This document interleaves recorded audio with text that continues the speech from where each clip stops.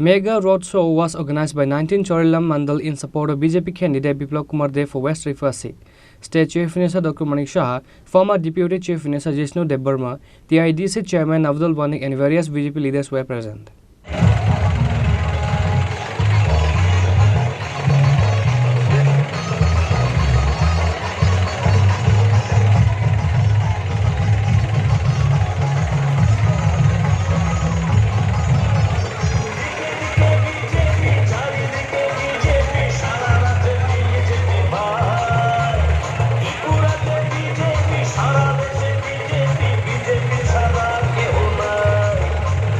West Tripura Lok Sabha election will be held on 19th April and East Tripura in 26th April, which is why various political parties has been organizing election campaign and rally across the state daily.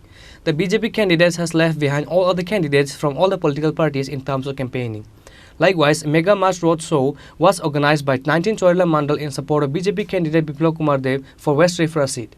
State Chief Minister Dr.Manik Saha, former Deputy Chief Minister Burma, the IDC Chairman Dr.Manik and various leaders of BJP were present.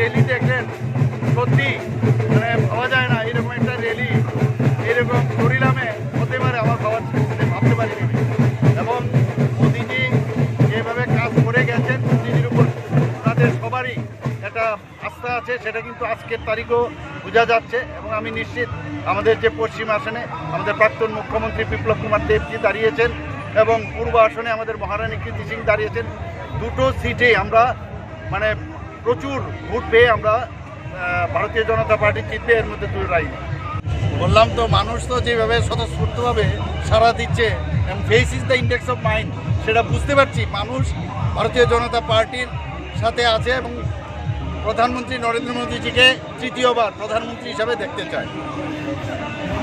On this day, a huge number of people has participated in the roadshow, which is noticeable. Moreover, the people present on this day were seen celebrating and enjoying the rally.